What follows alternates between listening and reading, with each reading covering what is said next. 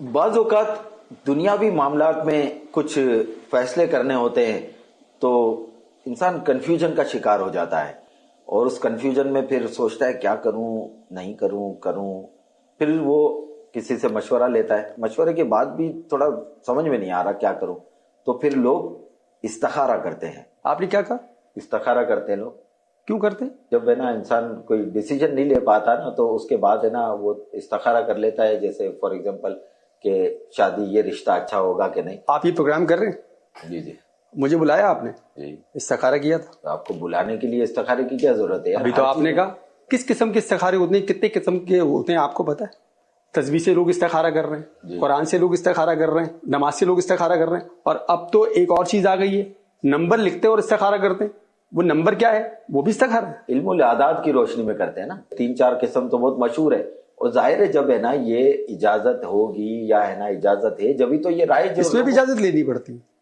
ظاہر ہے استخارہ کوئی بھی کر لے گا. کوئی بھی کر سکتا ہے. کیوں کر سکے؟ کیسے کر سکتے؟ معاشرے میں رائج ہے. آپ بول رہے کیسے کر سکتے؟ آپ نے کبھی استخارہ کیا ہے؟ نہیں، میں نے استخارہ کیا تو نہیں ہے، لیکن میں نے دیکھا ہے. لیکن کہتے ہیں کہ قرآن سے جو استخارہ یا نماز سے استخارہ نا وہ خود کرنا پڑتا ہے، اور تسبیح یا علم الاعداد کی روشنی میں کرا تو کسی سے کروانا پڑتا ہے. ایسا سنا ہے میں نے. اور میں نے ایسے لوگ بھی دیکھے ہیں جو ایک جگہ استخارہ کرواتے ہیں، پھر دوسری جگہ استخارہ کراتے ہیں، ان کی پسند کا ان کو جب جواب نہیں مل رہا ہوتا تو وہ تیسری جگہ جاتے ہیں، چوتھی جگہ جاتے ہیں. اس میں کیا برائی کیا ہے؟ لیٹ سپوز کسی کی شادی ہوتی ہے، وہ شادی کا استخارہ کروانے جاتا ہے، اور شادی کا استخارہ ہو گیا، ہاں اس نے شادی کر لی، ٹھیک ہے، 2 مہینے 3 مہینے 4 مہینے شادی چلی اور طلاق ہو گئی، ٹوٹ گئی یا شادی چلتی رہی تو نصیب کا. تو ہر چیز جب نصیب پہ چھوڑ دی ہے تو پھر استخارے کی ضرورت کیا؟ اور دوسرا، جہاں لٹریسی ریشو کم ہوتا ہے نا، میرے خیال میں اس معاشرے میں استخارے کی ضرورت پیش آتی ہے.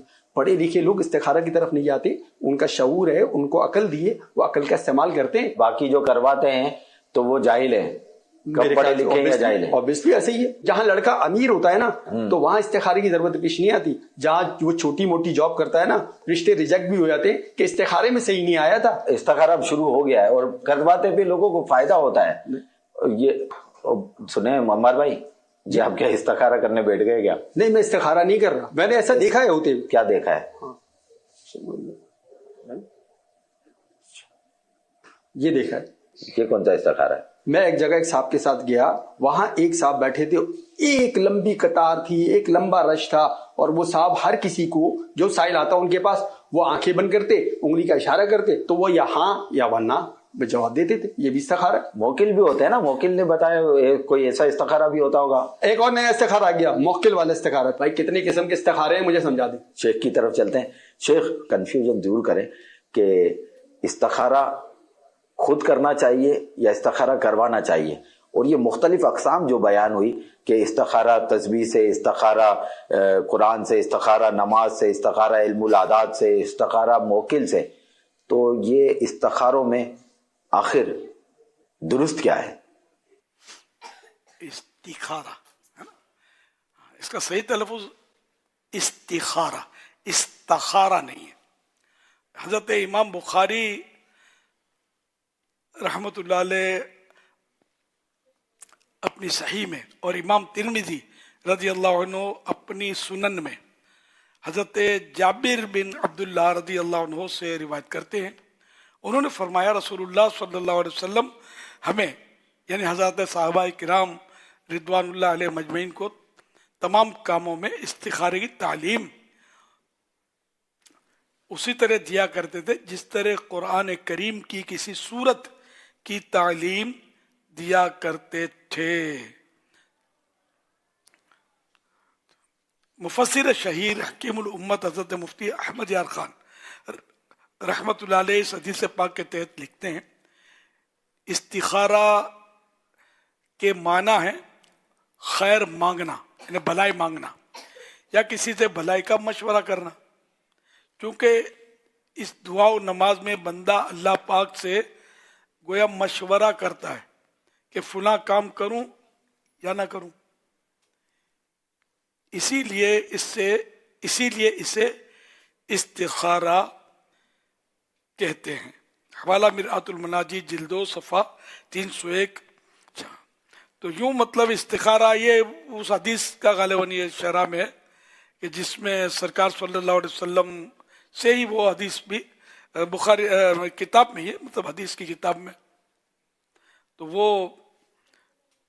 اس میں نماز پڑھنی ہوتی ہے 2 رکعت، اور اس میں وہ دعا بھی نماز استخارہ، ہاں ایسے میں یہی سمجھ گیا، تو وہ پوری نہیں ہے نا، ہاں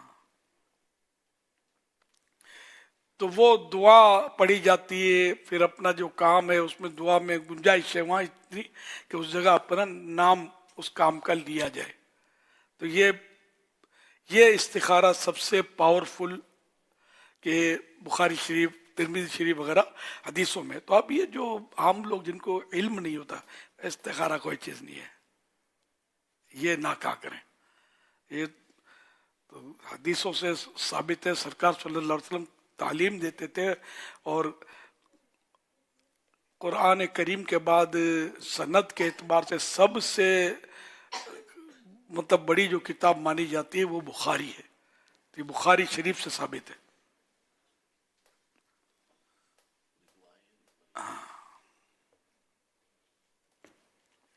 تو یہ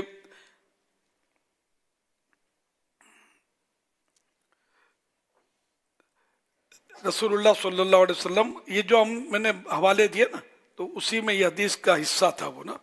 تو یہ حدیث پاک یوں ہے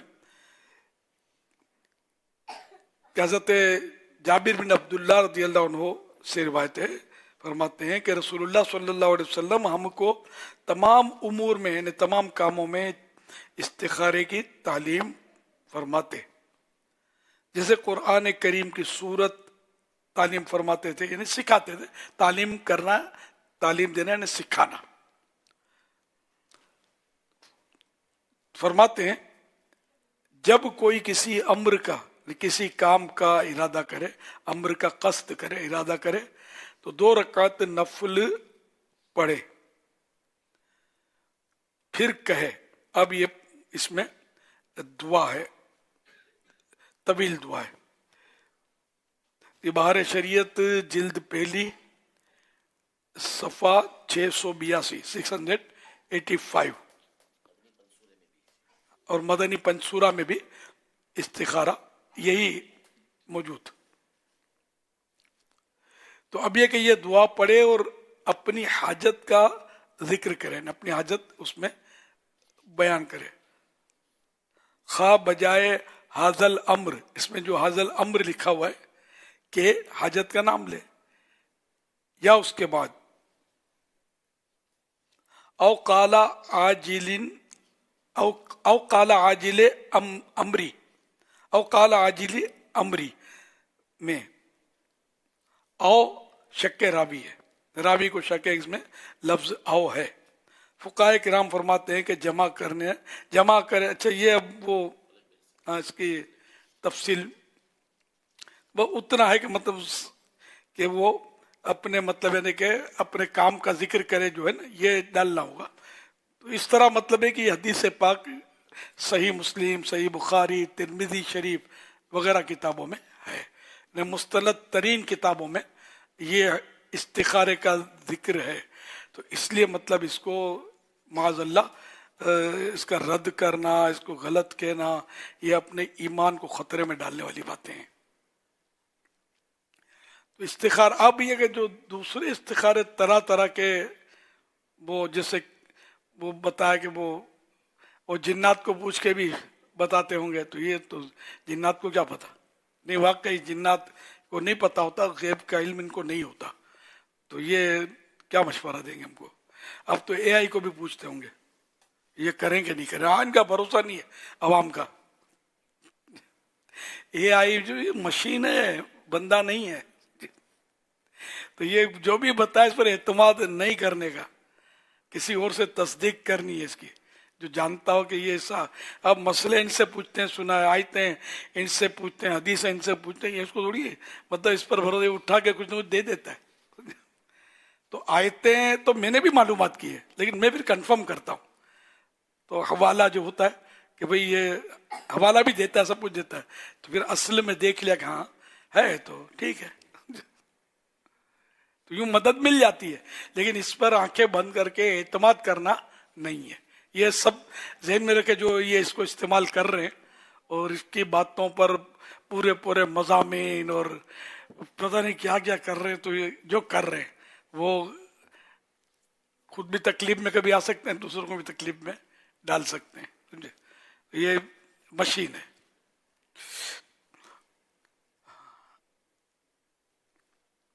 صلو علی الحبیب صلی اللہ علیہ محمد صلی اللہ علیہ وسلم.